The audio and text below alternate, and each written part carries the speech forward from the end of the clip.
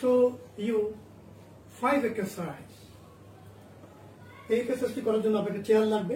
চেয়ারটা এইভাবে রেখে হাত দুটো এখানে রেখে আর পায়ের পজিশন এরকম থাকবে। তখন আপনারা একটা পা এইভাবে উঠাবেন, এই পাটা উঠে থাকবে। 1 2 3 4 5 দেন রিল্যাক্স। আবার দেখাচ্ছি 1 2 3 4 5 দেন রিল্যাক্স। 1 2 3 4 5 দেন রিল্যাক্স।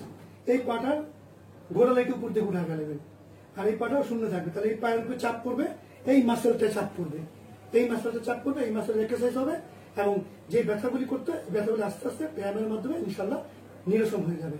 তো আমি এবার বিপরীত পা দেখাচ্ছি।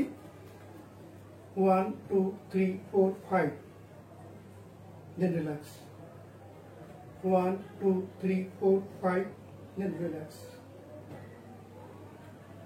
1 2 3 4 5 দেন রিল্যাক্স।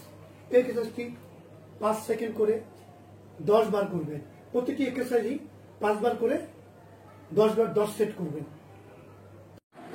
এই এক্সারসাইজটি অনেক ভালো করা যায়। সেটা হচ্ছে এরকম, হাত দুটো রেখে দুই পা একসাথে উপর দিকে উঠাবেন। 1 2 3 4 5 দেন রিল্যাক্স।